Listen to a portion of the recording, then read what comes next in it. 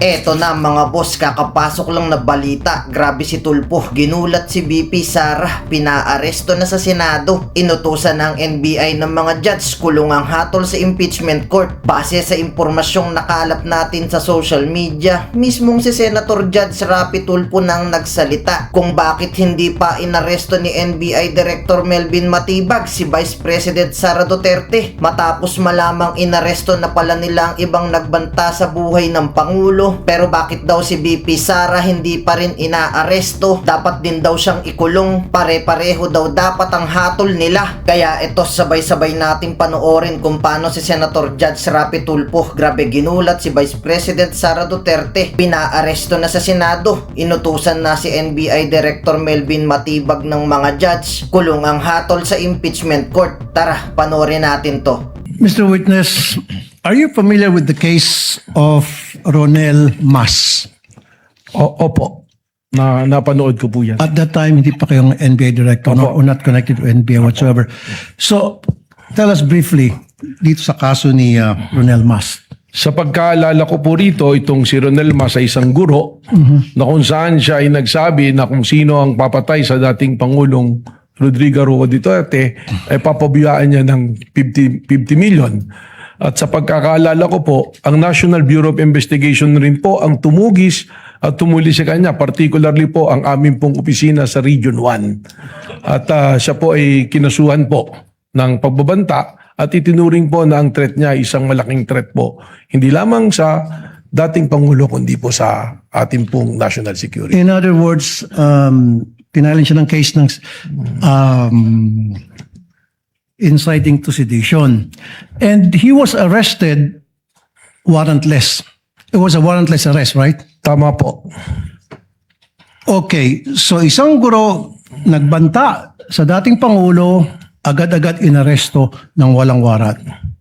Now, etong yung BP Sara, si Vice President Sara Duterte, na nagbanta rin kay Pangulong Duterte at kay Pangulong Marcos. Anong difference ng dalawa? Well, ang pagkakaiba po nila, itong si Rene Mas ay isang guro, si Vice President, isa naman pong Vice President, at siguro po ito ang naging konsiderasyon kung bakit hindi siya inaresto agad. So, ibig sabihin ng NBI pala ay tumitingin sa tinatawag ng special treatment. I cannot So, ibig speak. sabihin hindi pala patas sa NBI. Bakit nung panahon ni Pangulong Duterte, isang guro na nagsabi may patong sa ulo na 50 million si dating Pangulong Duterte, kung sino man makapagpapatay sa kanya, agad-agad inaresto ng walang warrant of arrest. And then ito naman si BP Sara na sabi nyo, allegedly nagbigay ng death threat against President Marcos at hindi inaresto. I cannot speak for the NBI at that time, Your Honor, sapagkat yung mga pangyayari pong yan, wala naman ako sa NBI pa po. Subalit, ang ari ko pong ibahagi sa inyo, ipamarapatin po ninyo, yun na nga pong aking pakikipagtalastasan sa aming pong mga foreign counterparts na akin din na pag-aralan at sinasabi nila na sa kanilang jurisdiction, kung merong isang pagbabanta na ginawa ng Vice Presidente, ay maaaring agad na ikulong at matanggal kaagad po sa pwesto. Pero again, respectfully, I cannot speak for the NBI noon po at saka yung pangyayari po noon po. Okay, ano ibig sabihin po ni para sa inyo, Mayor Baste, nung sinabi niya sa isang Rage Coalition gathering, isang ulo lang naman ang kailangan namin at ang ulo ni BBM or Bongbong Marcos. What does it mean to you? Well, kagaya po ng aking naging testimonya, itrinato po namin ito na isang threat sa isang banta sa ating Pangulo that transcends also to a threat to our national security. So is it the same as saying may patong sa ulo ang isang tao, like a reward, whoever can capture this person, dead or alive or something to that effect?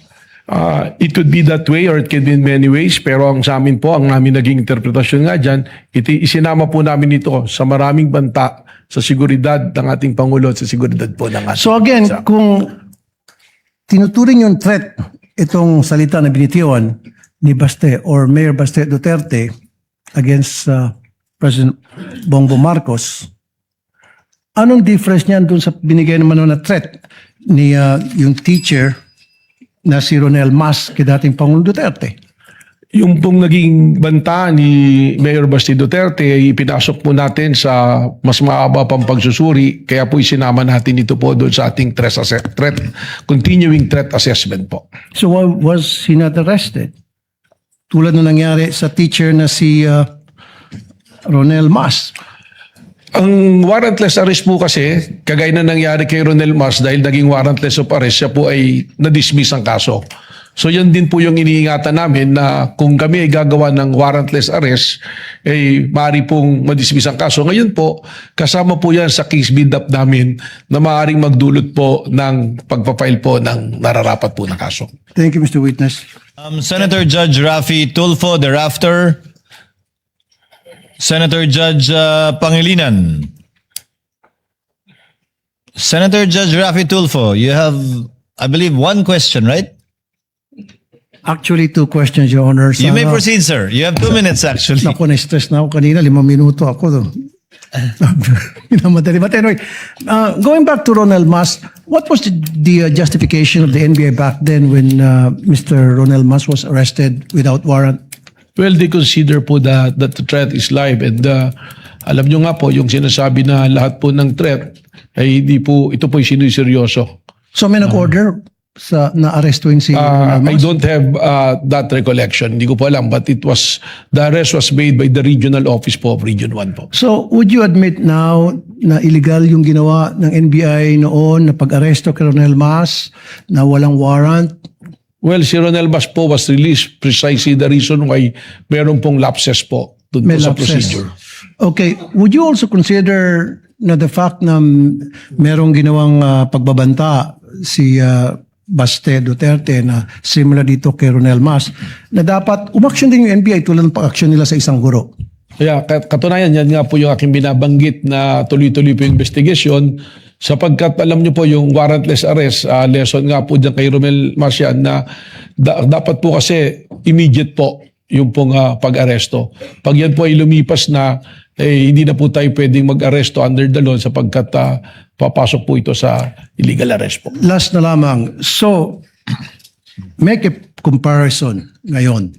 Bakit yung isang guro na nagbanta kay dati Pangulong Duterte agad inaresto at bakit itong isang vice president na nagbanta kay Pangulong Bongbong Marcos hindi inaresto ng NBI? I can only second guess po na maaaring may pagkakaiba po ng proseso or tinitingnan po ang administrasyon ng panahon na yun at ng panahon po ngayon. Maraming salamat po. Thank you, Senator Judge Raffy Tulfo. Senator Judge Pangilinan is recognized. You may proceed with your intervention, sir. You have 2 minutes. Thank you, Mr. Presiding Officer. Magandang gabi, Ginoong Direktor. Kanina tinatanong sa inyo no, yung usapin nung trust rating. Na mas mataas yung trust rating ng Vice President kaysa sa Presidente. Bilang abogado, tinanong sa iyo ito kanina, may kinalaman ba ang approval sa trust? Kung mas mataas ang trust rating, ibig sabihin wala ng betrayal of the public trust. Well, wala po. Sapagkat sabi ko nga, sa akin pong pananaw, sa akin din pong kaunting eksperyensya bilang isang political advisor din po, yung ating pong mga survey is only a snapshot na mga pwedeng nangyayari. Alam naman po natin, ang tinatanong dyan, ilan lang o magpipili ng lugar kung saan po gagawin yung survey. Hindi po natin pwede itong maging basihan sa pag-imbestiga sapagkat pagkaganyan po yung ating ginawa, magkakaroon po tayo ng problema sapagkat ang mangyayari sa atin dyan, yung tinitingnan pala natin ay yung numero. At without accusing anyone, alam naman natin there are surveys that can be manipulated po. No, but having said that, kaya ako lang tinanong yun kasi baka yung mga nakikinig nating mga kababayan ay malito dahil hindi ba tamang sabihin na iba yung trust rating, iba yung betrayal of the public trust. Tama Hindi? po. Tama? Yung trust rating po ay base sa numero dahil sa survey. Yung betrayal of public trust, malinaw naman po yan na nakasaad sa konstitusyon na ito ay isang basihan ng impeachment. At saan po pumapasok ang betrayal of public trust? Pag meron ka pong ginawa na pag-violate, not necessarily criminal, hindi kailangan ng conviction, kundi sinasabi po, pag tinignan natin yung discussion po ng ating Constitutional Committee ng ginawa yan, binabanggit nga po dyan yung betrayal of public trust, yung hindi mo pagtupad sa yung oath of office, that will qualify as a betrayal of public In trust. other words, negative yung trust rating mo o 100% yung trust rating mo, base sa batas, base sa konstitusyon, pwede kang ma-convict. Whether negative or positive trust rating, pwede ka pa rin ma-convict o ma-acquit. Depende sa ebidensya sa usapin ng betrayal of the public trust. Tama po. Wala pong kinalaman ang survey on the trust rating, kundi kung ano po ang ebidensya na ipinasok po sa ating pong impeachment court. Maraming salamat. Thank you, Senator Judge Rafi Tulfo. Senator Judge Risa Ontiveros is recognized. You may proceed, ma'am, when you're ready, and you have 2 minutes. Salamat po, Mr. Presiding Officer. Mr. Witness, nung nakaraang hearing po, paulit-ulit na binabanggit ang pangalan ni Princess Maui. Sino po ba yung taong yan? Background po niya, profile po niya? Sa pagkakalam ko, isa po siyang vlogger. Ano pong background niya? Paano siya naging vlogger? Well, base po dun sa patuloy na pagmamonitor, siya po ay isang kritiko na madalas nagbablog at nagpo-promote po ng yung pong tinatawag natin at alam naman ng lahat na DDS po. I see. And ano po yung bukod doon na vlogger siya dun sa panig na iyon? Meron pa bang ibang profile itong Princess Maui bilang vlogger? Katunayan po, I was informed that she or he was invited to the NBI pero hindi po siya dumalo. At yan po ay kasama rin po sa patuloy na sinusubaybayan po ng ating pong Cybercrime Division po. Alright, salamat po. Ngayon, nabanggit rin po yung Oplan Romanov. Sabi po ni Attorney Lotok, ang alam niya ay banta ito sa presidente at pamilya nila na nagmula kay Mayor Sebastian Duterte. Sa kabilang banda, ayon naman kay Princess Maui, ay banta daw po yan sa buhay ni Vice Presidente at pamilyang Duterte. Pareho po ba yang iniimbestigahan ng NBI? Ang alam ko po, na-cover na po ng NBI noon yung investigasyon dun sa aligasyon na yung Oplan Romanov ay banta sa Vice Presidente dahil nagpadala nga po ng subpoena kay Princess Maui at kay Vice President. Subalit, fortunately, hindi po yata sila dumali dyan. Pero nung yan po aming sinusuri din, yung binabanggit nyo po na Romanov, I think that was the January 18, 2024 na pahayag po ni Mayor Baste Duterte na kung saan na sinabi niya, let me tell you this, Mr. Bongbong Marcos, hindi ko lang po man yung exact words, but I remember that before you go to sleep, remember the Romanovs and the Mussolinis and what happened to the Marcos family in 1986. Yung po yung nakita natin na isa na naglilink po dyan sa Romanov. Kaya recently, narinig ko rin po yung dating director na sinasabi niya ng Oplan Romanov ay tunay na banta sa pamilya ng mga Marcoses at hindi po kay Vice President Sara Duterte. So, base po sa investigasyon ng NBI, ang Oplan Romanov po ba ay banta nga sa buhay ng presidente o sa buhay ng vice-presidente? Your Honor, yan po ay kasama pa rin sa aming tinutukoy po ngayon. Kaya po meron kaming task force, kasama po yan sa aming continuing na surveillance at active investigation po. Alright. May actionable intelligence po ba ang NBI na posibleng patuloy pa rin ang panganib sa buhay ng presidente dun sa linyang iyon ng inyong investigasyon? Tama po yan sapagkat binanggit ko nga po kanina yung ginagamit sa National Threat Assessment Center po ng Secret Service ng Amerika, pumapasok po doon yung mga obserbasyon yan. At katunayan po, lalo pang lumawig o lumawak yung mga banta sa presidente, namin pong namomonitor. Pati po mga ordinaryong tao ngayon, ay napakadali po na magbigay ng banta. At para sa amin po, hindi lang naman po yung banta sa ating Pangulo ang aming binabantayan, kundi yung pong bantayan natin ang kaligtasan ng ating mga kababayan at isiguraduhin natin na ang democratic process po ay umiiral sa atin base sa atin pong konstitusyon po. At sa kabilang banda naman po, may actionable intelligence din po ba ang NBI na may totoong banta sa buhay naman ng vice-presidente? Sa ngayon po, hindi po namin tinitingnan kung totoong may actionable intel. Pero base po sa aming mandato, kasama po sa mandato namin na proteksyonan po ang seguridad ng Pangulo, ng Vice Presidente, ng Senate President, ng Speaker of the House at Chief Justice. Kaya kung wala man pong task force, tuloy-tuloy naman po ang aming pong pagpamonitor dito. Pero sa ngayon, kung isusuma po natin, may actionable intelligence na may patuloy na panganib sa buhay ng presidente, pero wala pang actionable intelligence na may banta din naman sa buhay ng vice-presidente. Malinaw po yun sapagkat lumabas lang naman po yun doon sa sinasabi nitong si Princess Maui. Salamat po, Mr. Witness. Salamat po, Mr. Presiding Officer. Thank you, Senator Judge Risa Ontiveros. Next to interject and make his interventions would be our Senate President, Sherwin Gatchalian. He is recognized. You have 2 minutes, sir. You may proceed when you're ready. Maraming salamat, Mr. Presiding Officer. Tama po ba, Director Matibag, na after 1 year and 8 months, wala pang nakikita ang NBI na nakontratang papatay? Wala po pong specific na personalidad. Wala pang specific na nakikita. Apo. Pero kanina narinig ko sa inyong testimonya na may sinabi kayong hindi banta kundi isang plano talaga.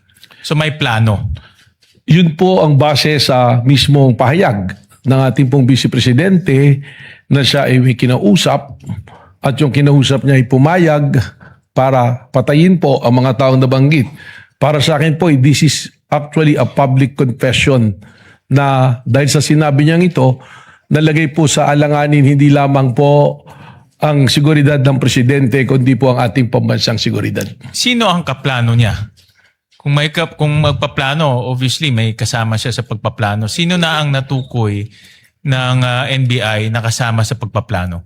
Yan na po yung binabanggit namin na persons of interest based on the open source intel and the human intel po na ibinabato po sa amin, na yan po ay reported po sa atin ng ating pong task force na itinayo po. Itong persons of interest kasama sa pagpaplano at inamin sa inyo na merong pagpaplanong ginagawa para pumatay. Meron po silang impormasyon na magtuturo po dito sa pagpaplanong Hindi ito po. sila yung kasama sa pagpaplanong pumatay. Sa ngayon po, doon po, Magtuturo lang sila. doon po sa iba persons of interest, meron po kaming kinukonsidera doon na maaaring siya po ang kausap mismo ng Vice And anong Presidente. ebidensya ang magpapatuloy na kasama siya sa pagpaplano o kaya niyang ituro yung pagpaplano?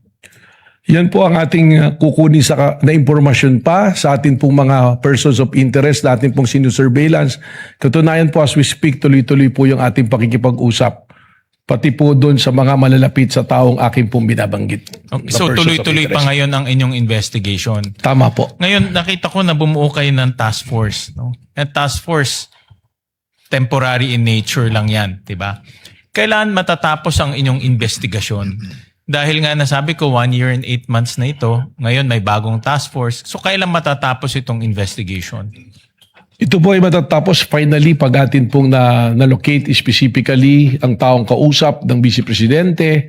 At ito naman pong task force, bukod po sa seguridad ng Presidente, we are also guarding po na walang gulo, na yung pong mga destabilization ay atin din pong Pero mabantayan. kailan matatapos yung investigation para matukoy kung sino yung nakontrata?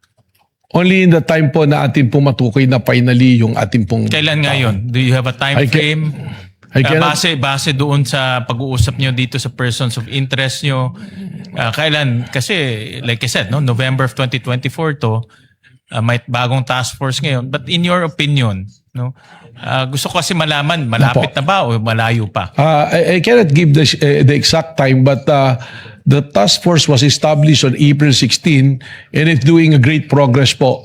So sa palagay ko po, malapit na rin natin itong mahanap itong taong ating pong Can you give tinutukoy. me an explanation ano yung great, quote-unquote, great progress.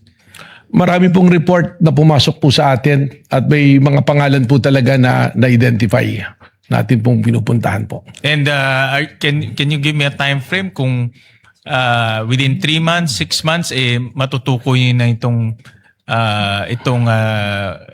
kakontrata? As Can we you look give me a at time frame? An indicative time frame? as we go on to the progress, probably po within the 3 to 6 months, magkakaroon po tayo ng mas malinaw po na data tungkol po dito. But in 3 to 6 months, matutukoy na natin yung kakontrata. Yun po ang ating inaasahan. Okay. In the meantime, nasabi nyo kanina na mayroong kinetic force. No, ito ina-assume ko na may nai-impluwensyahan. Diba? Sino na ho ang nakausap nyo na na-impluwensyahan tungkol dito sa mga sinasabi nitong mga sinasabi ng Vice President at yung iba pa? May mga ilan na po kaming pinuntahan at katunayan, may ilan na po kaming sinampahan na rin ng mga kaso at yung pong mga nagbanta through social media ay atin na rin pong nakausap. At yung iba naman po sa ngayon ay kasalukuyang humaharap po sa investigasyon po. So, last question. So itong dahil sa kanilang pananalita, nagkaroon ng kinetic force at na-influensyahan ito. At base sa inyong, paano nyo nasabi na influensyahan itong mga taong ito? Kagaya po nung aming mga nakausap, malinaw din po that they're always targeting the head of the president. May correlate po natin doon sa statement mismo ng mayor at ng ating pong vice presidente po. Maraming salamat, Mr. Presiding Officer. Thank you, Mr. Senate President. Will Senator Judge Alan make an interjection or will he make a manifestation regarding another matter? Then the presiding officer will first recognize Senator Judge Aquino for his interjections and interventions. You may proceed, sir, when you're ready. You have 2 minutes. Thank you, Mr. Presiding Officer. Very quickly lang, Director Matibag. Kapag sinasabi kasing bukas pa ang isang investigasyon, posibleng meron, posibleng wala, 'di ba? Pero ito po, just one question. Sa inyo pong professional assessment, anong porsyento, what percentage is the probability na meron ngang nakausap na tao ang Vice Presidente para gawin yung mga pagpatay sa inyo pong assessment? Hindi nyo pa po masasabi, may kailangan pa kayong ilang buwan, pero sa inyong assessment po ba, anong porsyento po na meron talagang nakausap ang Vice President? Base po mismo sa pahayag ng Vice Presidente, nakasisiguro po na mayroong kinausap. Anong percentage po? 70%? 100% po, sapagkat siya na mismo ang nagsabi ng kanyang plano na siya ay may kinausap ng papatay at pumayag yung papatay sa kanilang pag-uusap. Okay, maraming salamat, Mr. Presiding Officer. Senator Judge Cayetano Alan is recognized for his interjections. Before that, on the same point of Senator Bam, may I just manifest that I have submitted, Presiding Officer, Mr. Senate President, written continuing objection to the ruling on the Presiding Officer dated 20 July 2026 on the subpoena. But according to the journal service, it will not be included in the journal. May I move that it be included in the records? In the records, whatever is more convenient for everyone. It will definitely be in the record and transcript, Your Honor. We will see what we can do about the journal. Can we get back to you? Yes. Because there's a technical difficulty. I We were believe. just under the impression na until today. That's why hinabol ko ng 531, then nilagay ko na lang possible supplemental. But whatever is more convenient for the Then clerk of court. the chair will entertain a motion to reconsider the approval of the journal earlier so that we can include this in the journal and then approve it. If you would like to make that motion, Your Honor. Well, may I move that we reconsider approval of journal just so that we can include what we agreed on yesterday, which is the written objection. There is a motion to reconsider the approval of the journal of yesterday, July 20, 2026, in order to include as part of the journal the written manifestation of Senator Judge Alan Cayetano, as we have done so with respect to Senator Judges Villanueva, Marcos, Go, Villar Camille, and Legarda. Absent any objections, the motion is approved. Journal is reconsidered. And the insertion of the manifestation of the Honorable Cayetano is so included, so ordered. Thank you, dear colleagues. Would you like to complete the process and move for the approval of the journal now? We move Senator the Judge approval with the amendment, not an insertion. The journal is approved as amended by inserting the manifestation of Senator Judge Alan Cayetano. Is there any objection? Hearing none, the same is approved, sans the reading of the same. Mr. Presiding Officer, just Yes, one what is the point. pleasure just of, to make a Senator manifestation. Judge Villanueva? Yes, Mr. President. It's just, I just wanted to put on record that this representation is not objecting to the ruling of the chair yesterday, and that the only reason why I wanted to put into the records my manifestation with regard to the ruling of the chair, just to put on record. Thank you. Duly noted. Senator Judge Cayetano may proceed with his interjections. He has 2 minutes. You may proceed, sir, when you're ready. Good afternoon, Mr. Witness, Director, Attorney Matibag, schoolmate. Good afternoon, sir, Your Honor. Yeah, just on that point ni Senator Bam, I understand as a law enforcer, as an investigator, you have to take all threats seriously. I'll ask you the same questions I asked the two NBI officers, and I do understand they were not under your supervision during that time dahil dun pa sila kay Director Santiago. No? I won't ask all the questions, but you did review the whole video or just the portions relevant to the statement of the Vice President na no joke, yung November 23. Your Honor, napanood ko po yung video, but you're correct. I focus mainly on the issue that is being So undertaken. simple question, paano naging process kung anong parts ng video at ng statement niya ang paniniwalaan mo or ng task force?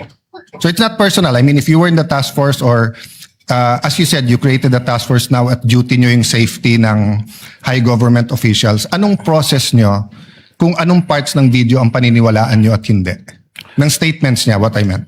Well, ang ginawa po natin dyan, doon po mismo sa konteksto ng kanyang sinabi na humanap siya ng papatay at inutos niya na papatayin ang tatlong individual at yun po ay pumayag yung papatay at sinabi pa niya no joke, doon pa lamang po ay pong nakita yung pong ating hinahanap po na mga pwede niyang pananagutan po sa batas. Well, as an appointee of this government, as a lawyer, as an NBI director, I see your point and I get that. But what I meant is that before that statement, sabi kasi niya, kung papatayin ako, I mean, the record will bear out naman yung eksaktong sinabi niya. No? So this is my paraphrase. But ang pagkaintindi ko sa sinabi niya, kung papatayin ako, eto yung tatlong papatayin mo. And ang impression ko, pinagbibintangan niya yung tatlo na may plot against her. So yun ang tanong ko dun sa two previous NBI directors. If you're gonna believe that she contracted or talked to, may kausap, no? Siya, if you're gonna believe that may kausap siya at papapatay yung tatlo, will you not believe the previous nung sinabi niyang kung ako naman ang papatayin? Hindi po ganoon sapagkat ang tinignan na nga po natin ay yung kanyang mismong pagbabanta. At sa amin po sa ngayon yung aking pong task force na nag-iimbestiga ay malinaw po na ang tinitingnan ay kung ano na ang nangyari dahil doon sa pagbabanta. Okay. At sinasabi nga po namin dahil po doon sa pagbabanta, ito po ay umabot na doon na po sa level na ang national security nataya na po na kompromiso na. Sapagkat marami na pong lumalabas, tuloy-tuloy na pagbabanta. So doon na po natin ito tinitingnan. Yes. In the same video, she mentioned massive corruption. But wala pa dyan kasi yung mayam kayo speech at flood control investigation. So, same question, Director. Naintindihan ko, yun yung pinaniwalaan nyo. May kausap siya, no joke. Pero ang question ko, paano yung proseso nyo or anong naging thinking nyo na etong papapatay yung presidente, pinaniniwalaan ko, pero etong siya ang papatayin, hindi ko paniniwalaan, at etong graft and corruption, hindi ko rin paniniwalaan. What's the process there? Well, ang proseso po dyan ay tinignan naman natin doon po sa pagbabanta niya kung sa grave threat po yung pag-uusapan natin. Alam naman po natin na yung threat na yan is absolute dahil nandoon naman po yung elemento Doon naman po sa sinasabi namin na tuloy-tuloy na pag-iimbestiga dahil ito nga po ay umabot na sa level lang na naapektuhan ng national security, we take into context yung mismong sinabi niya na meron siyang kinausap at yung kanyang kinausap ay pumayag. Yung po kanyang sinasabi na kung papatayin ako, that is supposed to be na statement niya sa aming pong pananaw just to cover yung kanyang pagsasabi na siya'y may kinausap para patayin ang ating Pangulo. Okay, I won't argue with you, yun yung proseso nyo. But in the meantime, there were 3 statements, massive corruption, kung papatayin siya, patayin. So, focusing dun sa patayin yung 3 kung papatayin siya, in the meantime, tumutuo yung yung massive corruption lumabas afterwards, di ba? So, just one other point, at the beginning of the prosecution's questions to you, and I think the defense had a question about what can you investigate. Can you repeat your answer?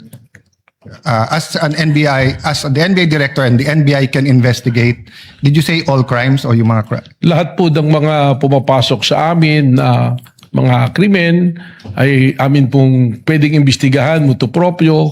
Ganon din po yung mga krimen na meron pong nagreklamo na araw-araw na may pumupunta sa aming tanggapan para magreklamo. Ito po yung aming iniimbestigahan. At meron din pong mga iniimbestigahan kami na inutos po ng Department of Justice. And by the very nature, under the Constitution po ng Office of the Ombudsman, they can delegate the National Bureau of Investigation to... So as a general rule, you can investigate any crime motu proprio? More than the investigation of the crime is also the protection of our nationals. Saka po siyempre siguraduhin na promote ang ating demokrasya, hindi nakukompromiso. Yes, but sa investigation lang. So you can investigate any crime. Tama po. Yeah. Isn't that against the Republic Act 10867? The statute the that gives statute you of- power? The act reorganizing and modernizing the National Bureau of Investigation. Sabi dito sa inyong Section 4, the NBI shall have the following powers and functions. Undertake and investigate the detection of crimes and offenses enumerated under Section 5. Section 5, may enumeration, human trafficking cases in all airports, extrajudicial, extralegal killings committed by state security forces against media practitioners' activities, killings of justices and judges, violation of 100175, otherwise known Cyber Crime Act, Prevention Act, cases against Interagency Graft Coordinating Council and violations of the Anti-Dummy Law. Tapos, cases involving threats, security assaults against persons of the President, Vice President, Senate President, Speaker of the House, Chief Justices. Walang congressman, senators, unlike judges lahat. Transnational crimes pursuant to existing international agreements, identification of dead victims in case of mass fatalities, incidents caused by natural disaster, and violation of commercial, economic, financial, white-collar crimes, nakadyan yung law. So, exclusive yung enumeration. Then, provided, however, if that the President or Secretary of Justice may direct the NBI to undertake investigation of any crime when public interest so requires. So, hindi ba limited ang pwede niyong imbestigahan except that ang DOJ at President ang pwede mag-atas? That's my last question. Yes. Kindly wind up. Well, Witness may answer. Yes. Yung pong ating listahan na yan, tama po, nandiyan dyan. Subalit, hindi naman po sinasabi na nalilimita dyan ang aming pong pag-iimbestiga. Sapagkat malinaw po ang mandato ng NBI that we are the primary investigating body. Yun lamang nga po, merong mga kaso, kung ito po ay bumagsak na sa jurisdiction halimbawa ng PNP na kanilang iniimbestigahan, we can still help and coordinate at the same way na kung kami po ay nag-iimbestiga at ang PNP pwede rin pong tumulong Well, po sa amin. Director, if that's your interpretation, that goes against what they taught us in law school, na pag exclusive yung enumeration, you cannot add. And at the end of the enumeration of Section 5, nakalagay nga dito, however, the President and Secretary of Justice may direct you to undertake investigations of any crime. Why do they have to say any crime if you can do it any crime, if you can investigate any crime after all? It seems that you're expanding your jurisdiction by yourself. Well, we'll be doing po yan sapagkat we have also our primary role to make sure that law and order is being promoted through the NBI din po. Senator you. Cayetano Thank you. can avail Thank you, of the second sir. round. Yeah, thank you. later or tomorrow, since I believe Attorney Matibag, Director Matibag, forgive me, will still be here for the continuation of cross. Mr. Presiding Officer, before I ask some questions, I can see that my time is already running. Let me just ask a procedural inquiry, Mr. Presiding Officer.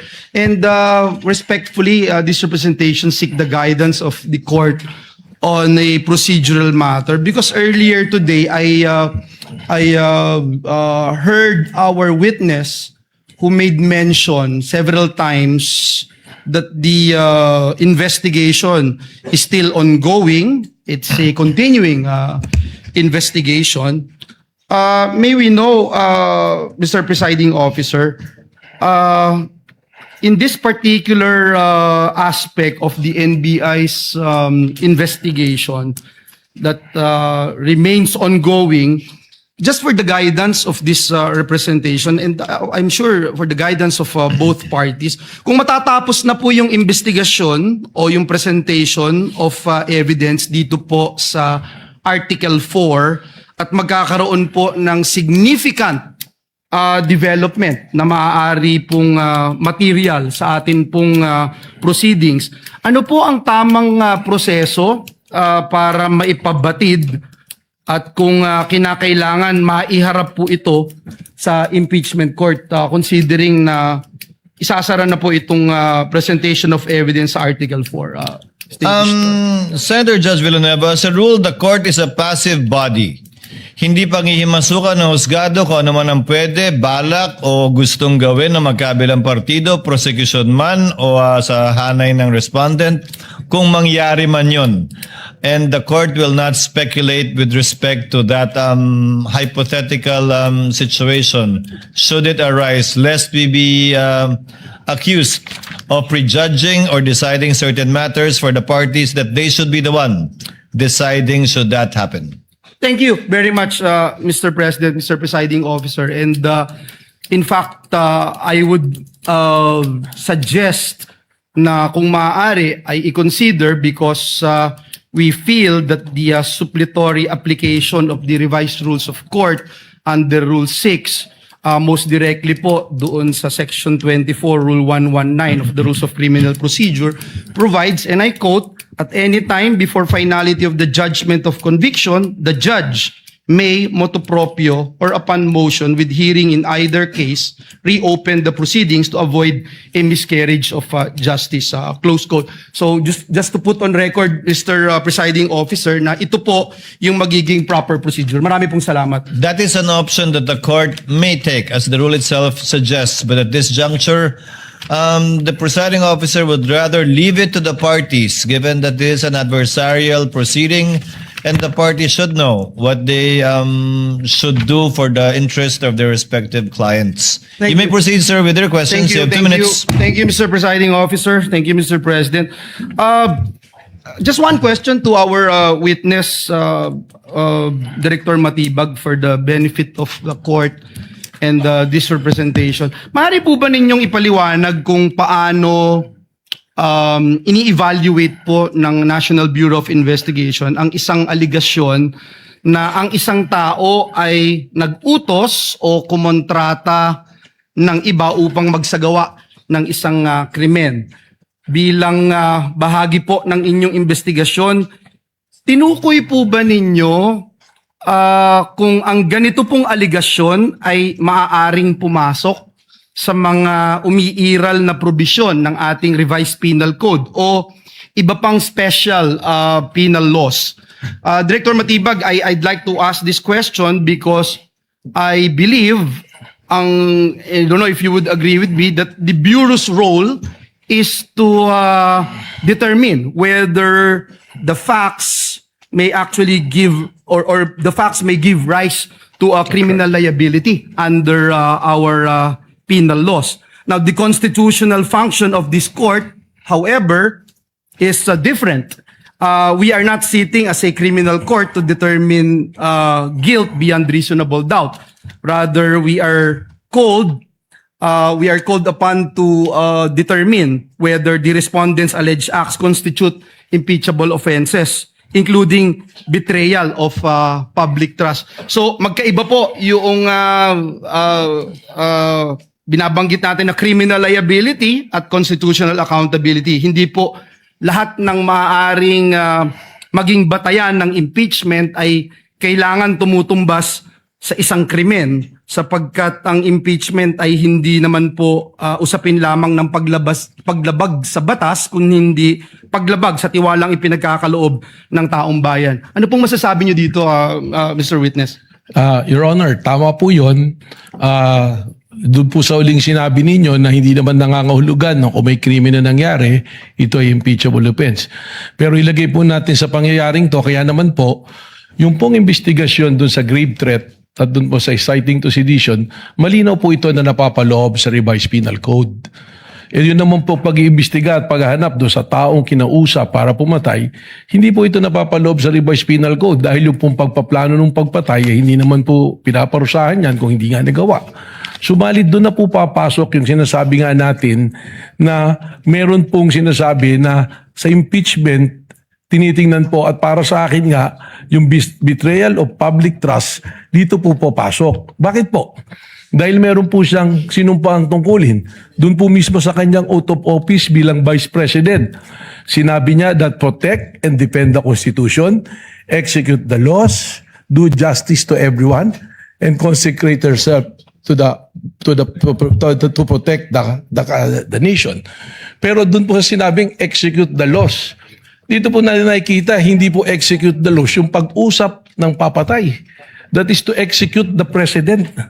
Kaya doon po papasok yung magkaiba na betrayal of public trust. Naintindihan ko po yung binabanggit nyo, yung role ninyo na limitado doon sa criminal investigation. At yung findings po ninyo, hindi po, again, I think binabanggit nyo nga po, hindi po ibig sabihin ay impeachable offense kaagad-agad. Tama po. And again, that's why I'm putting into the records na this is not a criminal proceeding, but an impeachment proceeding. Last but not the least, no, dun sa binanggit po ninyo, there is a difference between saying that an individual has not yet been identified and saying also that no such individual exists. So, ang una, nangangahulugan na nagpapatuloy pa po yung Bureau sa pagberipika at pagbavalidate ng impormasyong mayroon ito. Sa ikalawa naman po ay isang konklusyon na matapos ang isang investigasyon. Director Matibag, maaari po ba ninyong ipaliwanag yung kahalagahan ng distinction na ito sa point of view of the NBI sa inyong pag-iimbestiga? Doon na po natin dihiwalay. Before the witness answers, kindly wind up after Yes. that question, Senator Judge Joel. Witness may answer? Yes. Doon nga po natin inihiwalay yung investigasyon na nangyari doon sa grave threat at inciting to sedition. Pumasok na po tayo doon sa pag-iimbestiga kung saan hinahanap natin yung kinausap. At bakit po tayo naniniwala na may kinausap? Sapagkat doon sa pronouncement po mismo ng Vice Presidente na may kinausap siya at pumayag. Ang naging basihan nga po dito, yung aking pong testimonya kanina na yung 5-point field po na pinagbabasihan ng National Threat Assessment Center na ginagamit po ng Secret Service po ng Amerika. Okay po. Siguro hilingin ko na lang, Mr. Presiding Officer at sa ating witness, kung matapos po yung inyong ongoing at sinasabi niyo nga pong continuing investigation, ay ma-inform lang din po ang korting ito. Maraming salamat, Your Honors, Mr. Presiding Thank you, Senator Judge Villanueva.